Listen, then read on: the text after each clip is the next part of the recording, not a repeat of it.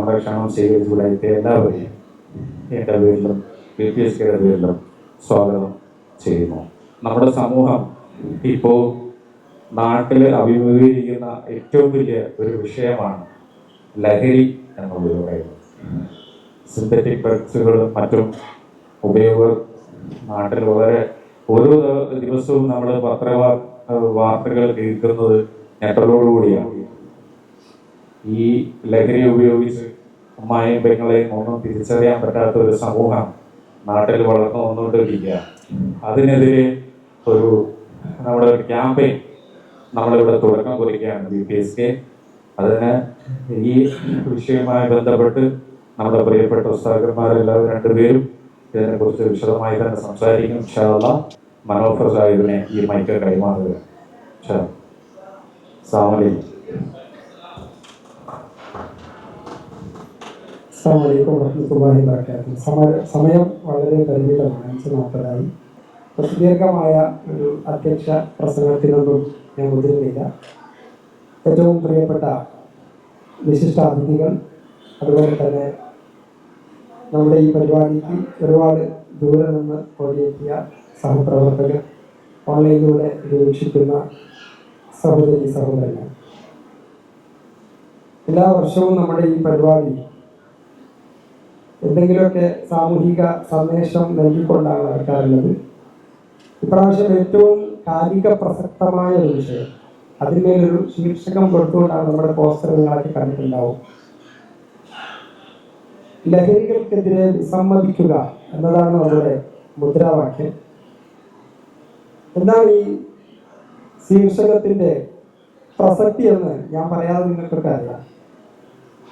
ദൈനംദിനം ദൃശ്യ ശ്രാവ്യ അച്ചടി മാധ്യമങ്ങളിലൂടെ നമ്മൾ കേട്ടുകൊണ്ടിരിക്കുന്ന, കേരളത്തിൽ നിന്ന് വന്നുകൊണ്ടിരിക്കുന്ന ഞെട്ടിക്കുന്ന വാർത്തകൾ അക്ഷരാർത്ഥത്തിൽ ഒരംഗം ഒഴികെ ബാക്കിയുള്ളവരും അതിക്രൂരമായി കൊല ചെയ്യപ്പെട്ടു.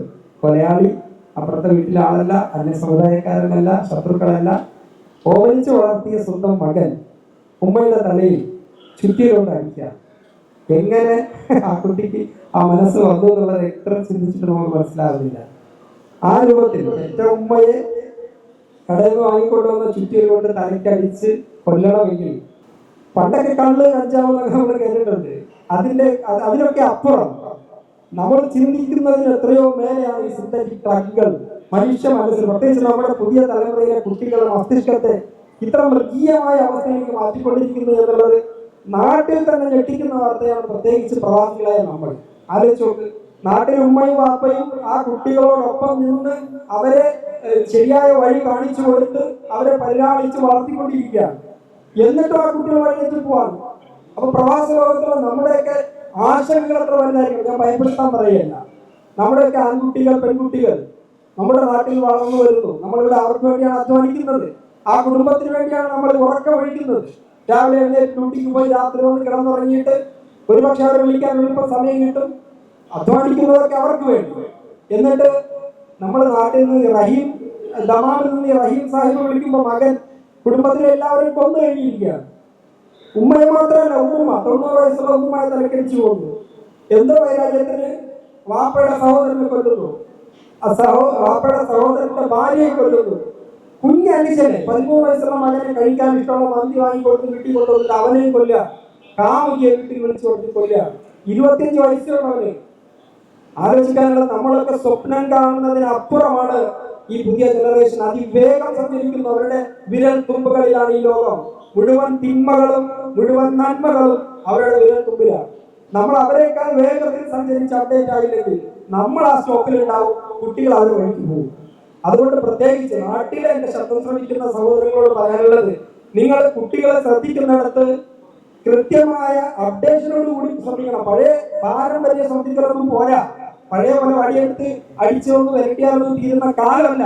അവര് നമ്മൾ കാണുന്നതിനേക്കാൾ വലിയ ഏതോ ലോകത്താണ്. ഇപ്പോൾ ഡാർക്ക് വെബുകളിൽ, നമ്മൾ അറിയാത്ത ലോകത്ത് അവര് ഓൺലൈൻ പേയ്മെന്റ് ചെയ്യുമ്പോൾ, ഇപ്പൊ വള്ളക്കടവാണെങ്കിൽ ഏതെങ്കിലും ഒരു ജംഗ്ഷനിൽ ഒരു പോസ്റ്റിന്റെ ഒരു ലൊക്കേഷൻ ആയിരിക്കും കൊടുക്കുക. പോലീസ് പറഞ്ഞതാണ്, ഒരു പോലീസിന്റെ ലഹരി വിരുദ്ധ ക്യാമ്പയിന്റെ പ്രഭാഷണമാണ്. ഡാർക്ക് വെബുകളിൽ പേയ്മെന്റ് കൊടുക്കുമ്പോൾ ഒരു ലിങ്ക് വരും. പേയ്മെന്റ് ചെയ്ത് കഴിഞ്ഞാൽ ആ ലിങ്ക് ചിലപ്പോൾ നമ്മുടെ വളരെ പുത്തൻ പ്രവർത്തിയിൽ ഏതെങ്കിലും ഒരു പാർക്കിലോ ഒരു ഒരു പോസ്റ്റിന്റെ കുട്ടിയായിരിക്കും. അവിടെ പോകുമ്പോൾ അവർക്ക് ആ സാധനം കിട്ടും. ഇതെങ്ങനെ വന്നു, ആര് കൊണ്ടുവന്നു എന്നുള്ളത് ട്രാക്ക് ചെയ്യാൻ പോലും പോലീസിന് കഴിയാത്ത നിസ്സഹായ അവസ്ഥയിലാണ്. നമ്മുടെ മക്കളെ നമ്മൾ നോക്കാതെ പിന്നെ ആരാണ് നോക്കുക? പ്രത്യേകിച്ച് പ്രവാസികളായ നമ്മൾ ഈ വിഷയത്തിൽ കരുതലോടുകൂടി മുമ്പോട്ട് പോകണം. പ്രവാസികളെ ആശങ്കപ്പെടുത്തുകയല്ല, പക്ഷേ കരുതലോടുകൂടി ഈ വിഷയത്തിൽ കൃത്യമായ ഒരു മുൻധാരണയോടുകൂടി വേണം പ്രവർത്തിക്കാൻ. പ്രത്യേകിച്ച് ഈ വളർന്നു വരുന്ന കുട്ടികളുടെ മുമ്പിൽ നമ്മളെ രക്ഷിതാക്കൾ എത്രത്തോളം സ്നേഹത്തോടെ ജീവിക്കുന്നു, ആ സ്നേഹവും ലാളനയും ആ കുട്ടികളുടെ മനസ്സിലുണ്ട്. അതിന്റെ മക്കൾ ഈ സദസ്സിൽ ഇരിപ്പുണ്ട്, അവരിവിടെ കേൾക്കാനാണ് ഞാൻ പറയുന്നത്. നമ്മൾ അവരെ ഫ്രണ്ടിൽ കിടന്ന് വഴക്കടിക്കും. ചിലപ്പോൾ എന്തിന്റെ ഈഗോയുടെ പേരിലായിരിക്കാം, കുടുംബ പ്രശ്നങ്ങളായിരിക്കാം. പണ്ടാരം നിന്നെ കെട്ടിയ അന്ന് മുതൽ എന്റെ ജീവിതം പോയ ചില പെണ്ണുങ്ങൾ പറയാറുണ്ട്. തിരിച്ചും പറയും, നീ എന്റെ ജീവിതത്തിൽ വന്ന അന്ന് മുതൽ എന്റെ എല്ലാ സ്വപ്നവും പോയി. എനിക്ക് എത്ര നല്ല സമ്മതം വന്നാണെന്ന് അറിയാമോ ഈ കാലം അവരോട് വന്നു. ഇതൊക്കെ മക്കളാണ് കേൾക്കുന്നത്. ഞാൻ കുറെ കുടുംബങ്ങളിൽ ഇടപെട്ടുകൊണ്ട് പറയാണ്, ഈ കുട്ടികളുടെ മനസ്സിൽ ഒരു സ്നേഹം നിങ്ങൾ പ്രതീക്ഷിക്കണ്ട. ഈ കുട്ടികൾ നമുക്ക് ഉപകാരപ്പെടാത്ത മനസ്സിലെ വളരെ മൃഗീയ സ്വഭാവം മാറും.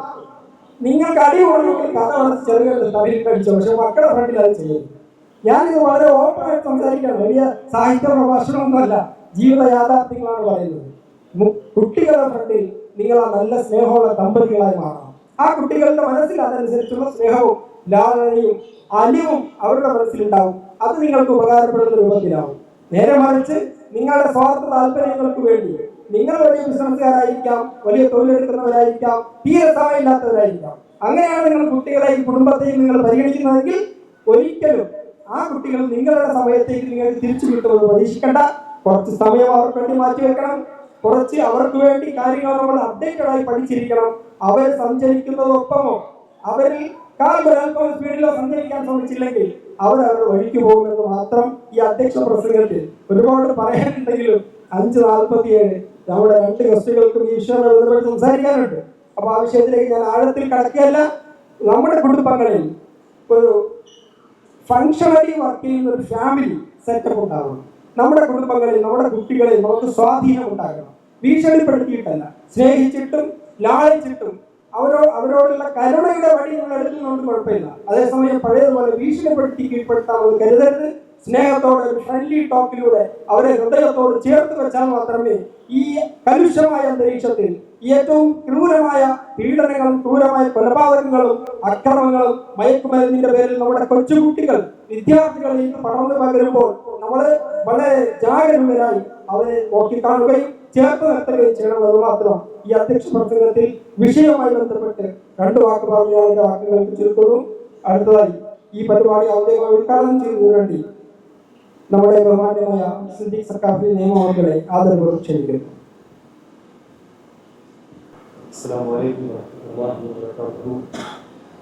ബിസ്മില്ലാഹിർ റഹ്മാനിർ റഹീം. അൽഹംദുലില്ലാഹി റബ്ബിൽ ആലമീൻ.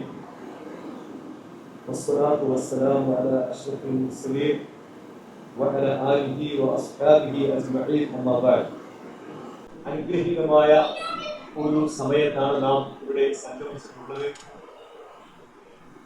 പരിശുദ്ധ റസൂൽ സല്ലല്ലാഹു അലൈഹി വസല്ലം പ്രാർത്ഥനയ്ക്ക്, ദുആയ്ക്ക് ഇജാബത്ത് കിട്ടുന്ന ഏറ്റവും പവിത്രമായ സമയമായിട്ടാണ് നോമ്പ് തുറയ്ക്ക് ഇഫ്താറിനോടടുത്ത സമയത്തെ പഠിപ്പിച്ചിട്ടുള്ളത്. നോമ്പുകാരായ നമ്മളെ സംബന്ധിച്ചിടത്തോളം നമ്മുടെ മനസ്സിൽ ഉള്ള ആഗ്രഹങ്ങൾ സർവശക്തനായ അല്ലാഹുവിനോട് ആത്മാർത്ഥമായി ദുആ ചെയ്യാനുള്ള സമയമാണിത്. തഖ്വ എന്നാൽ വളരെ വിശാലമായി സംസാരിക്കേണ്ട ഒരു വിഷയമാണ്. റസൂലുള്ളാഹി സ്വല്ലല്ലാഹു അലൈഹി വസല്ലം ഹൃദയത്തിലേക്ക് ചൂണ്ടിക്കാണിച്ചത് അത്തഖ്വ ഹാഹുന, ഇവിടെയാണ് തഖ്വ എന്ന് 3 വട്ടം പഠിപ്പിക്കുകയുണ്ടായി. സഹീഹുൽ ബുഖാരിയിലെ ഹദീസാണ്. തഖ്വ ഒരിക്കലും പ്രകടന പരതയിലൂടെ നമുക്ക് കാണാൻ കഴിയുകയില്ല. നമ്മുടെ ഹൃദയത്തിന്റെ ഉള്ളിൽ നിന്ന് വരുന്ന ഒരു വികാരമാണത്. മാത്രമല്ല, നോമ്പ് മുറിയുന്നത്, നോമ്പിനോടുള്ള പവിത്രത നമ്മുടെ ജീവിതത്തിന്റെ സ്വഭാവശുദ്ധിയിലൂടെ പ്രകടമാക്കേണ്ടതാണ്. ഇഫ്താറിന്റെ സമയത്ത് നമുക്ക് ഉമ്മയോ ഭാര്യയോ സഹോദരിയോ സഹോദരനോ ആരെങ്കിലും ഒരാൾ കൊണ്ടുവരുന്ന ഭക്ഷണത്തിൽ ഏതെങ്കിലും ഒരു ചെറിയൊരു കുറവ് വന്നാൽ പോലും നമുക്ക് ചില ഘട്ടങ്ങളിൽ നിയന്ത്രിക്കാൻ കഴിയാത്ത കോപം വരികയാണെങ്കിൽ ഈ സദസ്സിൽ ഇരിക്കുന്ന പ്രിയപ്പെട്ട സഹോദരങ്ങളോട് EPSKയുടെ ജനറൽ സെക്രട്ടറി പറയുകയാണ്, നിങ്ങളെല്ലാം വളരെ ചിട്ടയോടെ ഇരിക്കണം. ഇവിടെ എന്ത് സമാധാനത്തോടെ, ചിട്ടയോടെ, ശാന്തതയോടെയാണ് നിങ്ങളെല്ലാം ഇരിക്കുന്നത്. എങ്കിലും ഈ പ്രാർത്ഥനയുടെ മജ്‌ലിസിൽ ദുആക്ക് ഇജാബത്ത് കിട്ടുന്ന ഈ വേദിയിൽ നിങ്ങൾ ആരും അനങ്ങരുത്, പരസ്പരം സംസാരിക്കരുത്. നമ്മുടെ മുന്നിലുള്ള 20 മിനിറ്റ് അല്ലാഹുവിനോട് നമുക്ക് ദുആ ചെയ്യാനും പരിശുദ്ധ ദീൻ പറയാനുമുള്ളതാണ്. ഇവിടെ മറ്റു കാര്യങ്ങൾ പറയാനല്ല നമ്മൾ ഇരിക്കേണ്ടത് എന്ന് നമ്മുടെ ജനറൽ സെക്രട്ടറി പറഞ്ഞാൽ അത് സന്തോഷത്തോടെ സ്വീകരിച്ചാൽ നമ്മൾ വിജയിച്ചു. പക്ഷെ നമുക്ക് അതിനൊരു ഈർഷ്യതയോ കോപമോ വന്നാൽ നമ്മുടെ മനസ്സ് ഒന്നുകൂടി നാം ശരിയാക്കേണ്ടതുണ്ട് എന്നാണ് കൃത്യമായി മനസ്സിലാക്കേണ്ടത്. എപ്പോഴും നമുക്ക് കോപത്തെ നിയന്ത്രിക്കാൻ കഴിയണം, നമുക്ക് നമ്മുടെ നാവിനെ നിയന്ത്രിക്കാൻ കഴിയണം. ഒരു മനുഷ്യൻ യഥാർത്ഥ ശക്തനാകുന്നത് നബി സല്ലല്ലാഹു അലൈഹി വസല്ലം തങ്ങൾ സ്വഹാബാക്കളെ പഠിപ്പിച്ചത്, ആരാണ് നിങ്ങളിൽ ഏറ്റവും വലിയ ശക്തിയുള്ളവൻ? കായിക ബലം കൊണ്ട് കരുത്തനാണോ? ജിംനേഷ്യം നടത്തി ബോഡിയെ നല്ല ബോഡി ഷേപ്പിംഗ് ആയിട്ട് നല്ല സ്ട്രോങ് ആക്കി നിർത്തിയ ആളാണോ? അല്ലെങ്കിൽ നമുക്ക് സാധാരണക്കാർക്ക് എടുക്കാൻ കഴിയാത്ത വലിയ ഭാരം എടുത്ത് ഉയർത്തിപ്പിടിക്കുന്നയാളാണോ? സ്വാഭാവികമായും സദസ്സിലുള്ളവർ അങ്ങനെയൊക്കെ ചിന്തിച്ചിരിക്കാം. ആരംഭ ഭൂമത്തി അഷ്റഫുൽ ഖൽഖ് സയ്യിദുനാ റസൂലുള്ളാഹി സ്വല്ലല്ലാഹു അലൈഹി വസല്ലം തങ്ങൾ പഠിപ്പിച്ചത് ഇന്നമശ്ശദീദുല്ലദീ യംലികു നഫ്സഹു ഇൻദൽ ഗളബി, യഥാർത്ഥ ശക്തിയുള്ളവൻ, യഥാർത്ഥ ശക്തിമാൻ, അത് ഇന്നമശ്ശദീദുല്ലദീ യംലികു നഫ്സഹു ഇൻദൽ ഗളബി, കോപം വരുമ്പോൾ ശക്തമായി മനസ്സിനെ നിയന്ത്രിക്കുന്നവൻ, ശരീരത്തെ നിയന്ത്രിക്കുന്നവൻ, നാവിനെ അനാവശ്യമായി കോപം കൊണ്ട് മറികടക്കാത്തവൻ, അബദ്ധങ്ങൾ കാണിച്ച് എന്തെങ്കിലും മോശമായ പ്രവർത്തനങ്ങൾ ചെയ്തതിനു ശേഷം തട്ടിപ്പോയല്ലോ എന്ന് ചിന്തിക്കുന്നതിന് മുമ്പായി സ്വന്തം ശരീരത്തെയും മനസ്സിനെയും നാവിനെയും ഒക്കെ നിയന്ത്രിക്കാൻ കഴിയുന്നവനാണ് യഥാർത്ഥ ശക്തിയുള്ളവൻ എന്ന് നബി സല്ലല്ലാഹു അലൈഹി വസല്ലം തങ്ങൾ പഠിപ്പിച്ചു. ആ ശക്തിയാണ്, ആ ഈമാനിന്റെ ശക്തി, വിവേകത്തിന്റെ ശക്തി, സംസ്കാരത്തിന്റെ ശക്തി, സമാധാനത്തിന്റെ ശക്തി, ശാന്തിയുടെ ശക്തി. ആ ശക്തിയാണ് നമ്മൾ നോമ്പിലൂടെ ആർജിച്ചെടുക്കേണ്ടത്. അങ്ങനെയുള്ള നോമ്പുകാരാകുമ്പോൾ മാത്രമാണ് നമുക്ക് റയ്യാൻ എന്ന കവാടത്തിലൂടെ നബി സല്ലല്ലാഹു അലൈഹി വസല്ലം തങ്ങൾ പഠിപ്പിച്ച നോമ്പുകാർക്ക് ലഭ്യമാകുന്ന ഏറ്റവും വലിയ മഹത്വം സ്വർഗത്തിൽ റയ്യാൻ എന്ന കവാടത്തിലൂടെ സ്വർഗത്തിലേക്ക് പ്രവേശിക്കലാണ്. ആ സ്വർഗത്തിലേക്ക് പ്രവേശിക്കുവാൻ നമുക്ക് സാധ്യമാവുകയുള്ളൂ. നബി സല്ലല്ലാഹു അലൈഹി വസല്ലം തങ്ങൾ പഠിപ്പിച്ചത് മല്ലം യദഅ ഖൗല الزൂരി വൽ അമല ബിഹി ഫലൈസ ലില്ലാഹി ഹാജത്തുൻ ഇലാ അൻ യദഅ തആമഹു വശറാബഹു ഖാല റസൂലുള്ളാഹി. അപ്പോൾ നമ്മൾ എല്ലാവരും അത്രയും തിരക്കുകൾ ഒഴിവാക്കി ഇവിടെ വന്നത് പരിശുദ്ധമായ നോമ്പിന്റെ മഹത്വം ആസ്വദിക്കുന്നതിന് വേണ്ടിയാണ്. ആ ആസ്വാദനമാണ് മല്ലം യദഅ ഖൗല الزൂരി വൽ അമല ബിഹി ഫലൈസ ലില്ലാഹി ഹാജത്തുൻ ഇലാ അൻ യദഅ തആമഹു വശറാബഹു. നമ്മുടെ മോശമായ വാക്കുകളും പ്രവർത്തനങ്ങളും നമ്മുടെ ജീവിതത്തിൽ നമ്മൾ മാറ്റാൻ നമുക്ക് സാധ്യമായിട്ടില്ലെങ്കിൽ നാം വിശന്ന് ഇരുന്നത് കൊണ്ട് പ്രത്യേകിച്ച് ഒരു കാര്യവും റബ്ബിനില്ല എന്നാണ് നബി സല്ലല്ലാഹു അലൈഹി വസല്ലം തങ്ങൾ പഠിപ്പിച്ചത്. അല്ലാഹു തആല യഥാർത്ഥ നോമ്പുകാരിൽ അല്ലാഹു നമ്മളെല്ലാം ഉൾപ്പെടുത്തി അനുഗ്രഹിക്കുമാറാകട്ടെ. ഈ ഒരു തത്വം ശരിയായ രൂപത്തിൽ ഉൾക്കൊണ്ടുകൊണ്ട് മുന്നോട്ട് പോകാൻ സാധ്യമല്ലാത്തത് കൊണ്ടാണ് പലപ്പോഴും ലഹരിക്ക് അഡിക്റ്റ് ആകുന്നത്. ഒരാൾ നല്ലതുപോലെ ജീവിക്കുവാൻ തീരുമാനിച്ചാൽ ആ കുടുംബത്തിൽ പിന്നെ ലഹരിയുണ്ടോ? വളരെ കൃത്യമായ രൂപത്തിൽ ഒരു തലസ്ഥാനത്ത് ഉള്ള ഒരാളെന്ന നിലയിൽ എന്റെ അനുഭവം പറയുമ്പോൾ ഇതിൽ കൃത്യമായ ഒരു നടപടിക്രമം വരുന്നില്ല എന്നാണ് ഞാൻ മനസ്സിലാക്കുന്നത്. ഒരു ഗവൺമെന്റിനെയും കുറ്റം പറയുകയല്ല, ഭരണകർത്താക്കളെല്ലാം വളരെ ആക്റ്റീവായി ആത്മാർത്ഥമായി എല്ലാ ഗവൺമെന്റും, അത് കേന്ദ്രമാകട്ടെ സംസ്ഥാനമാകട്ടെ, അവരൊക്കെ കഷ്ടപ്പെട്ട് പ്രവർത്തിക്കുന്നുണ്ട്, ആരെയും കുറ്റപ്പെടുത്തുന്നില്ല. പോർട്ടുകൾ കൃത്യമായ രൂപത്തിൽ, എയർപോർട്ടുകൾ അല്ല പോർട്ടുകൾ കൃത്യമായ രൂപത്തിൽ കൺട്രോൾ ചെയ്തുകൊണ്ട് എവിടെ നിന്നാണ് ഇത് വരുന്നത്, എവിടെയാണ് ഉൽപ്പാദിപ്പിക്കപ്പെടുന്നത്, ഇതിന്റെ വിതരണ കേന്ദ്രം എന്താണ്, എങ്ങനെയാണ് എന്ന് അറിയണമെങ്കിൽ 10 പേരെ പിടിച്ചു കഴിഞ്ഞാൽ അതിന്റെ പോയിന്റിലേക്ക് അറിയാൻ പറ്റും. പക്ഷെ ഇത് എവിടെയാണ് ഇത് തടസ്സം വരുന്നത്? എവിടെയാണ് ഇതിനെതിരെയാണ് നമ്മൾ സായുധരഹിതമായ ഒരു സമരത്തിന്റെ അനിവാര്യതയോടെ വന്നിരിക്കുന്നത്. കൃത്യമായ രൂപത്തിൽ നമ്മൾ ശക്തമായ രൂപത്തിൽ തന്നെ ഇടപെടേണ്ട സമയം അതിക്രമിച്ചിട്ടുണ്ട്. അതുകൊണ്ട് നോമ്പ് ഈ വിഷയം കൂടുതൽ സംസാരിക്കുന്നതിനും സമയം അതിക്രമിച്ചിട്ടുണ്ട്. അപ്പൊ അതുകൊണ്ട് തന്നെ ഞാൻ എന്റെ വാക്കുകൾക്ക് വിരാമം കൊടുക്കുകയാണ്. ശക്തമായ രൂപത്തിൽ നമ്മൾ ബോധവൽക്കരണം നടത്തുകയും നിയമ സംവിധാനങ്ങൾ ഒന്നുകൂടി ബലപ്പെടുത്തണമെന്നും ഇതിന്റെ പിന്നിൽ പ്രവർത്തിക്കുന്ന രാഷ്ട്രീയ കക്ഷികളോ ഉദ്യോഗസ്ഥ കക്ഷികളോ മാഫിയ സംഘങ്ങളോ അവർക്ക് പിന്തുണ കൊടുക്കുന്ന രാഷ്ട്രീയ ഉദ്യോഗസ്ഥ ലോബിയോ ഉണ്ടെങ്കിൽ അവരെയും വെളിച്ചത്ത് കൊണ്ടുവരുന്ന രൂപത്തിൽ ഉള്ള സമരമുറകളാണ് ഇന്നിന്റെ നാട്ടിൽ നമുക്ക് ഇന്ന് അനിവാര്യമായിട്ടുള്ളത് എന്ന് പ്രത്യേകം ഓർമ്മപ്പെടുത്തുന്നു. കാരണം ഇതിന്റെ എല്ലാവിധത്തിലുള്ള ടീമും സ്വൈരവിഹാരം നടത്തുമ്പോൾ പിന്നെ എങ്ങനെയാണ് ബോധവൽക്കരണത്തിന് പ്രസക്തി? നമ്മളൊരു ഭാഗത്ത് സിമ്പോസിയം നടത്തും, നമ്മളൊരു ഭാഗത്ത് സെമിനാർ നടത്തും, ഒരു ഭാഗത്ത് മതപ്രഭാഷണം നടത്തും, ഒരു ഭാഗത്ത് ലഹരിക്കെതിരെയുള്ള ബോധവൽക്കരണം നടത്തും. അത് കേട്ട് പുറത്തിറങ്ങുമ്പോഴേക്ക് 4 ഭാഗത്തും ആയിരക്കണക്കിന് കേന്ദ്രങ്ങളാണ് വിതരണത്തിൽ. ഒരു പെൺകുട്ടി ബാഗുമായി പോകുമ്പോൾ നമ്മൾ വിചാരിക്കും IIT ബിടെക്കിൽ പഠിക്കാൻ പോവുകയാണ്. തുറന്നു നോക്കുമ്പോൾ 3 കിലോ MDM ആയിരുന്നു. എത്ര ഭീകരമായ അവസ്ഥയാണ് നമ്മുടെ നാട്ടിൽ സംജാതമായി കൊണ്ടിരിക്കുന്നത്. അള്ളാഹു കാത്തു രക്ഷിക്കുമാറാകട്ടെ. നമ്മുടെ കുടുംബങ്ങളെയും മക്കളെയും എല്ലാം അള്ളാഹു സുബ്ഹാനഹു വ തആല എല്ലാവരെയും, എല്ലാ മതസ്ഥരെയും, എല്ലാ സമൂഹത്തെയും അള്ളാഹു ഈ മഹാവിപത്തിൽ നിന്നും അള്ളാഹു കാത്ത് രക്ഷിക്കുമാറാകട്ടെ എന്ന് ആത്മാർത്ഥമായി ദുആ ചെയ്യുന്നു. അപ്പോൾ പ്രിയപ്പെട്ട ദാരിക ഉസ്താദിനെ നസീഹത്തിനും പ്രാർത്ഥനയ്ക്കും വേണ്ടി ആദരവോടെ ക്ഷണിക്കുന്നു. അസ്സലാമു അലൈക്കും വറഹ്മത്തുള്ളാഹി. അൽഹംദുലില്ലാഹി വഖഫാ വസ്സലാത്തു വസ്സലാമു അലാ അബ്ദിഹി അല്ലദീ ഇസ്തഫാ വആലിഹി വസ്വഹാബിഹി അൽമുസ്തക്ബിരീന ശുറഫാ. ഏറ്റവും ബഹുമാന്യരായ സദീഖ് സഖാഫി നിയമം, പ്രിയ കൂട്ടുകാരൻ കൂടിയായ മനോഹർ, ഇപ്പോൾ വള്ളക്കടവ് കൂട്ടായ്മയുടെ പ്രിയപ്പെട്ട ഭാരവാഹികളെ, സുഹൃത്തുക്കളെ, കഴിഞ്ഞ 2-3 വർഷങ്ങളായി നിങ്ങളുടെ ഒരു കുടുംബത്തിലെ അംഗത്തെ പോലെ അല്ലെങ്കിൽ കൂട്ടായ്മയിലെ ഒരു മെമ്പറെ പോലെ പാലക്കാടുകാരനായ ഞാൻ ഒരു വിരുന്നുകാരനായി എത്താറുണ്ട്. അൽഹംദുലില്ലാഹ്, ഒരു ഗ്രാമത്തെ അല്ലെങ്കിൽ ഒരു നാടിനെ അതിന് ഏറ്റവും നല്ല പരിപോഷണത്തിലേക്ക് എത്തിക്കുവാൻ പ്രവാസി ഗ്യാങ്ങായ നിങ്ങൾ ഇവിടെ ചെയ്യുന്ന ഒട്ടേറെ പ്രവർത്തനങ്ങൾ പലപ്പോഴും അതിൻ്റെ എല്ലാ വിവരങ്ങളും അറിയുകയും മനസ്സിൽ വളരെയേറെ സന്തോഷിക്കുകയും ചെയ്യുന്ന ഒരാളാണ്. ഇപ്രാവശ്യത്തെ നോമ്പ് തുറയിലും അൽഹംദുലില്ലാഹ് നമുക്ക് സംഗമിക്കാൻ അവസരം കിട്ടി.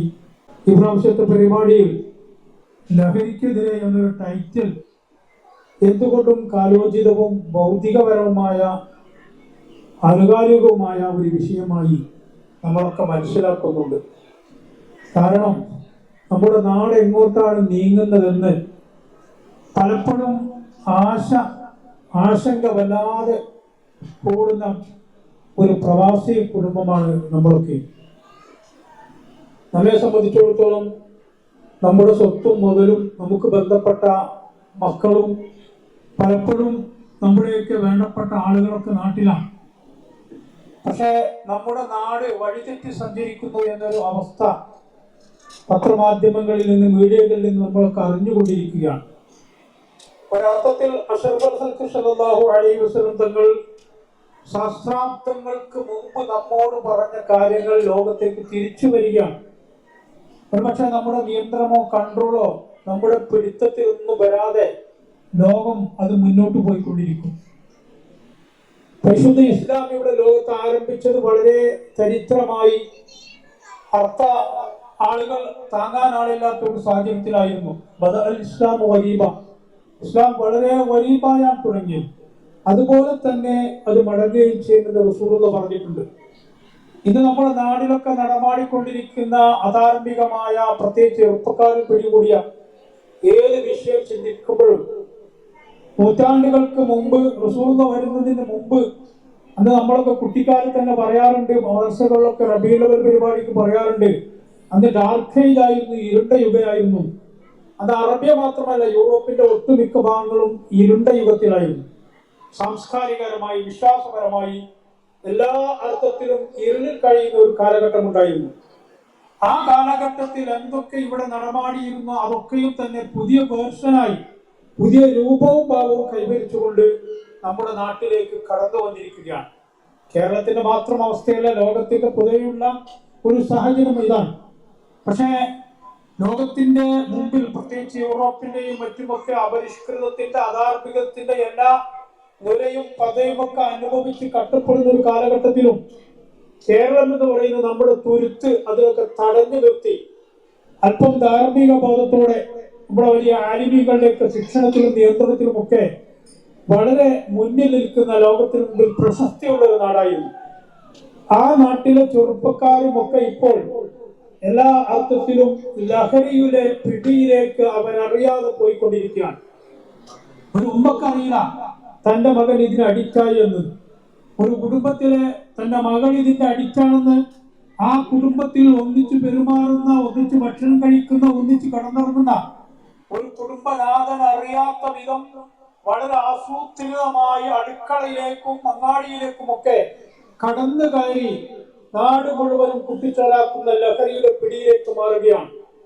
ഞാൻ നേരത്തെ ഇവിടെ പരാമർശിച്ചല്ലോ, ചെറുപ്പക്കാരൻ, വെഞ്ഞാറമൂല ചെറുപ്പക്കാരൻ തന്റെ മാതാപിതാക്കളെ, തന്റെ പിതാവിനെ ഒഴിച്ച് മറ്റുള്ള കുടുംബത്തെ മുഴുവനും നിഷ്കരണം, വല്ല കൊയ്ത്തുപാടവും കൊയ്യുന്നത് പോലെ ഒന്നിന് പിന്നെ ഒന്നാലെ കൊന്ന് അവസാനം പോലീസിലേക്ക് തന്റെ കയ്യിലുള്ള ചാവി, വണ്ടിയുടെ ചാവി ഇങ്ങനെ പിന്നെ ബെറിലിട്ട് കറക്കി ചെന്നിട്ട് പോലീസിനോട് പറയാം, ഒരു 4-5 ഞാൻ തട്ടിയിട്ടുണ്ട്.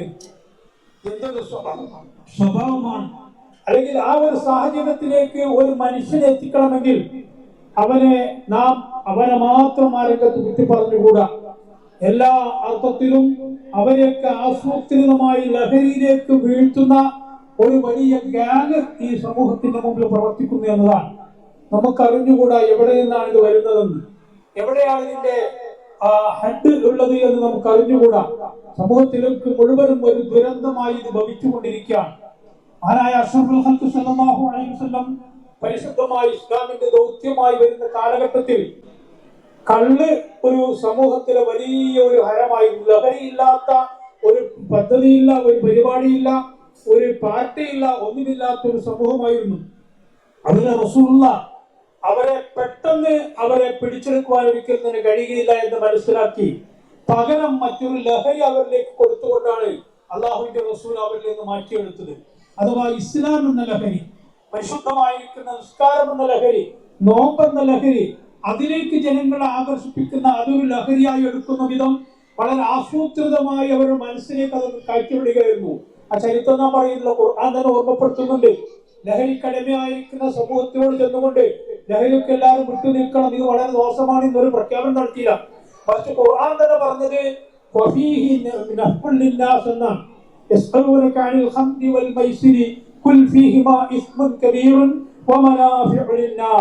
കണ്ണിനെ കുറിച്ച്, അതുപോലെ തന്നെ ചൂതാട്ടത്തെ കുറിച്ച് അവർ ചോദിക്കും.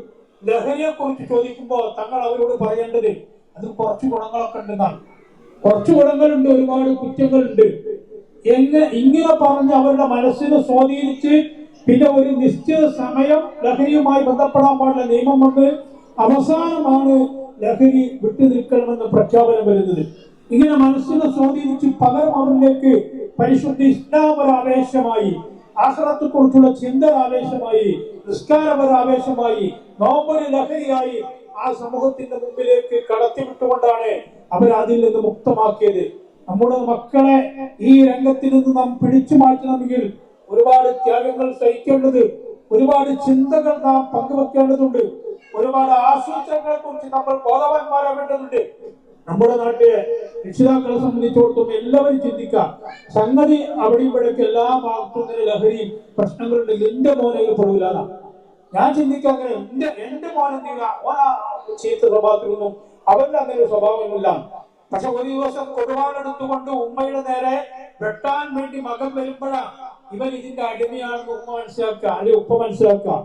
അതുകൊണ്ട് തന്നെ നാം എപ്പോഴും ഉറക്കമൊഴിച്ചുകൊണ്ട് കാത്തിരുന്ന് നമ്മൾ മക്കളെയൊക്കെ സൂക്ഷിക്കണം. എന്റെ അഭിപ്രായത്തിൽ നേരത്തെ മനോഹർ പറഞ്ഞത് കുട്ടികളുമായി പെരുമാറുമ്പോ പലപ്പോഴും ഈ മോട്ടിവേഷൻ ക്ലാസ്സുകളൊക്കെ പറയാറുണ്ട് കുട്ടികളോടുള്ള ആ പെരുമാറ്റത്തെ കുറിച്ച്. നമ്മൾ ദേഷ്യപ്പെടാൻ പാടില്ല, പക്ഷെ അത് അത്യാവശ്യം ദേഷ്യമൊക്കെ ഉണ്ടെങ്കിൽ തന്നെ വിഷയങ്ങൾ കൈകാര്യം ചെയ്യുള്ളൂ. അങ്ങനെ കുട്ടികളെ ഫ്രീ ആക്കി വിടാൻ പാടില്ല. മോട്ടിവേഷൻ എന്നൊക്കെ പറഞ്ഞാൽ ഒരു തരം പഠനം ശരിയായിരിക്കാം, പക്ഷേ നമ്മുടെ സ്കൂളുകളിൽ നിന്നൊക്കെ അധ്യാപകരിൽ നിന്നൊക്കെ ചോരനും അതുപോലെ തന്നെ വടിയൊക്കെ എടുത്തു മാറ്റിയതാണ് ഒരു ചെറിയ പ്രധാന കാരണം. അത്യാവശ്യമൊക്കെ മാന്യമായ രീതിയിൽ വടിയെടുത്തുകൊണ്ട് കുട്ടികളെ ശരിക്ക് കൺട്രോൾ ചെയ്യണം. അല്ലാഹുവിന്റെ റസൂൽ പറഞ്ഞത്, നമ്മുടെ ഒരു കുട്ടിയെ ഒരു ഏകദേശം ഒരു 10-12 വയസ്സിന്റെ ഉള്ളിൽ നമ്മുടെ മക്കളെ നമ്മുടെ കൺട്രോൾ വരുത്താൻ കഴിഞ്ഞാൽ പിന്നെ ആ കുട്ടിയെ നമ്മൾ ഫ്രീ ആക്കി വിട്ടാലും ആ കുട്ടി പിഴക്കൂല. അതുകൊണ്ടല്ല നിസ്കാരം പഠിപ്പിക്കാൻ വേണ്ടി സമയം പറഞ്ഞപ്പോ അവരോട് നിങ്ങൾ 7 വയസ്സായാൽ നിസ്കരിക്കാൻ വേണ്ടി പറയണം. 10 വയസ്സായിട്ട് നിസ്കരിച്ചിട്ടെങ്കിൽ അടിച്ച് നിസ്കരിപ്പിക്കണം. ഈ 10-12 വയസ്സിന്റെ ഉള്ളിൽ നമ്മുടെ കുട്ടികളെ നമ്മുടെ കൂടെ നിർത്താൻ കഴിഞ്ഞാൽ പിന്നെ ആ കുട്ടി ഒരിക്കലും തന്നെ വിട്ടുപോകുകയില്ല. അതുകൊണ്ട് കുട്ടികളുടെ ഫ്രീഡം വല്ലാതെ അനുവദിക്കാൻ പാടില്ല ഒരു കാഴ്ചപ്പാടുകാരനാണ് ഞാൻ. നിയന്ത്രിക്കണം, അവരെ ശാസിക്കണം. പക്ഷെ ഒരു രക്ഷിതാവിന്റെ പക്കൽ നിന്നുള്ള ഏത് ശാസനയാണെങ്കിലും അത് സ്നേഹത്തിന്റെ പ്രകാരമായിരിക്കണം. ആ രീതിയിലുള്ള ഒരു സ്നേഹം കുട്ടികൾക്ക് കൊടുത്തി കുട്ടികളെ വളരെ ശ്രദ്ധയോടുകൂടി വളർത്തിയെങ്കിൽ മാത്രമേ നമുക്കിത് രക്ഷയുള്ളൂ. ഞാൻ നീട്ടുന്നില്ല, ഇൻഷാ അല്ലാഹ് ദുആ ചെയ്യുകയാണ്. അല്ലാഹു സുബ്ഹാനഹു വ തആല നല്ല ഇജാബത്തുള്ള ദുആ, ഇജാബത്തുള്ള ഒരു സമയമാണ്. റസൂലുള്ളാഹി സ്വല്ലല്ലാഹു അലൈഹി വസല്ലം ഉത്തരം കിട്ടുമെന്ന് പറയുന്ന സമയമാണ്. അല്ലാഹു നമ്മുടെയൊക്കെ നോമ്പ് കബൂലാക്കുമാറാവട്ടെ. അല്ലാഹു തആല നമ്മുടെ ആ നിയ്യത്തുകളും നമ്മുടെ എല്ലാ സംരംഭങ്ങളും സ്വീകരിക്കും. വആഖിറു ദഅ്വാനാ അൽഹംദുലില്ലാഹി റബ്ബിൽ ആലമീൻ. അൽഹംദുലില്ലാഹി റബ്ബിൽ ആലമീൻ. حمدا يوافي نعمه ويكافئ مزيدا. يا ربنا لك الحمد كما ينبغي لجلال وجهك وعظيم سلطانك.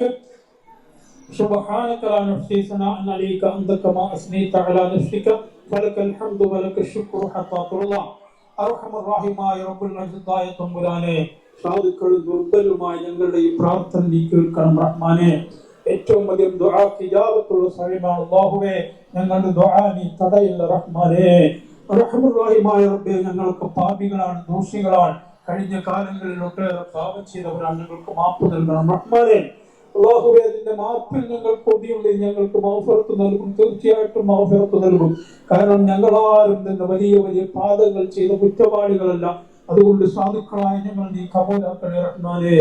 എത്ര വലിയ ദുർബലരാണെങ്കിലും അവരെയൊക്കെ ശക്തിപ്പെടുത്താൻ നിനക്ക് കഴിവുള്ളവനാണ്. നീ ഞങ്ങളെ കബൂലാക്കണേ റഹ്മാനെ. ഞങ്ങളുടെ കുടുംബങ്ങളിൽ സന്തോഷം നൽകണേ റഹ്മാനെ. അല്ലാഹുവേ, ഞങ്ങളുടെ കുടുംബങ്ങൾ ഒരിക്കലും തന്നെ വിഷമിപ്പിക്കരുത് റഹ്മാനെ. ഞങ്ങൾ അറിയാതെ ഞങ്ങളുടെ മക്കളും മറ്റുമൊക്കെ ചീത്ത സ്വഭാവത്തിലേക്ക് പോകുമെങ്കിൽ നീ സംരക്ഷണം ഒരുക്കണം റഹ്മാനെ. നിന്റെ സംരക്ഷണമല്ലാതെ അതിലല്ലാതെ മറ്റൊന്നും തന്നെ അവരെ സംരക്ഷിക്കാൻ കഴിയുകയില്ല റഹ്മാനെ. സാധുക്കളായ ഞങ്ങളുടെ മക്കളെ ഒരിക്കലും വഷളത്തരത്തിൽ പെടുത്തരുത് റഹ്മാനെ. മക്കള് കാരണം ഞങ്ങൾ വഷളാക്കരുത് റഹ്മാനെ. ഞങ്ങൾ ആൺകുട്ടികൾക്കും പെൺകുട്ടികൾക്കും നല്ല തന്റേണം നൽകണേ റഹ്മാനെ. അല്ലാഹുവേ, ഞങ്ങൾക്ക് ദീർഘായുസ്സ് നൽകണേ റഹ്മാനെ. ആപത്ത് മുസീബത്തുകളിൽ നിന്ന് ഞങ്ങൾ നീ കാത്തു രക്ഷിക്കണം റഹ്മാനെ. അല്ലാഹുവേ, ഞങ്ങളുടെ ആപത്തിലും പെടുന്നതിനെ പെടുത്തിയത് റഹ്മാനെ. നിരന്തരം നാട്ടിൽ മരണങ്ങളുടെ വാർത്തകൾ കൊലപാതകൾ മാത്രമല്ല, അറ്റാക്കോ അല്ലെങ്കിൽ അതുപോലെ തന്നെ കെട്ടിരോഗമോ ക്യാൻസറോ ഒക്കെ ആയി തൊട്ടടുത്ത നമ്മുടെയൊക്കെ ഓരോ കുടുംബത്തിലും പോലെ അതൊക്കെ കടന്നു കയറുന്ന ഒരു കാലഘട്ടമാണ്. നീ ഒരു സമൂഹത്തിന്റെ മുമ്പിൽ വലിയ ഫിത്ന ഉദ്ദേശിക്കുമ്പോ അതിൽ നല്ലവരും ചീത്തവരും ഒന്നും പരിഗണിക്കൂല, എല്ലാവർക്കും വ്യാപകമായി നൽകും. പടച്ചവനെ, ഞങ്ങൾ അത്തരം ആപത്തുകളിൽ നീ കാക്കണേ റഹ്മാനെ. അത്തരം മുസീബത്തുകൾ നീ രക്ഷപ്പെടുത്തണം റഹ്മാനെ. ഞങ്ങളുടെയൊക്കെ മക്കളെ നീ നല്ല മക്കളാക്കണേ റഹ്മാനെ. ഞങ്ങൾക്ക് ആഖിറത്ത് നന്നാക്കി തരണേ റഹ്മാനെ. ആഖിറത്തിൽ നന്നായി മരിക്കുന്ന മുഅ്മിനീങ്ങൾ പെടുത്തണേ റഹ്മാനെ. അർഹമർ റഹീമായ റബ്ബേ, നിന്റെ നരകത്തെ തൊട്ട് ഞങ്ങളെ കാക്കണേ റഹ്മാനെ. ഞങ്ങളുടെ കുടുംബത്തിൽ നിന്ന് മരിച്ചു പോയവർക്ക് നീ മഗ്ഫിറത്ത് നൽകണേ റഹ്മാനെ. അസ്സലാമു അലൈക്കും വറഹ്മത്തുള്ളാഹി വബറകാതുഹു. അല്ലാഹു അക്ബർ.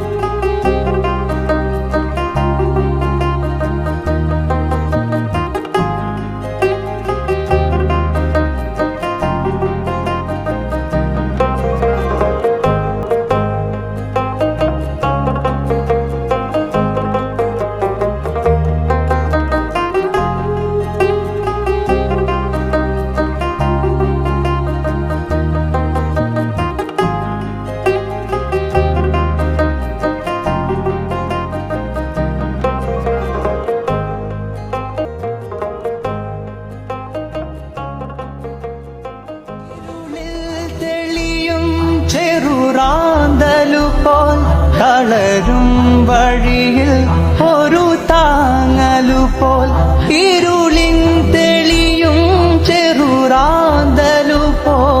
തളരും വഴിയിൽ ഒരു താങ്ങലുപോൽ തളരും വഴിയിൽ ഒരു താങ്ങലുപോൽ കരളിൽ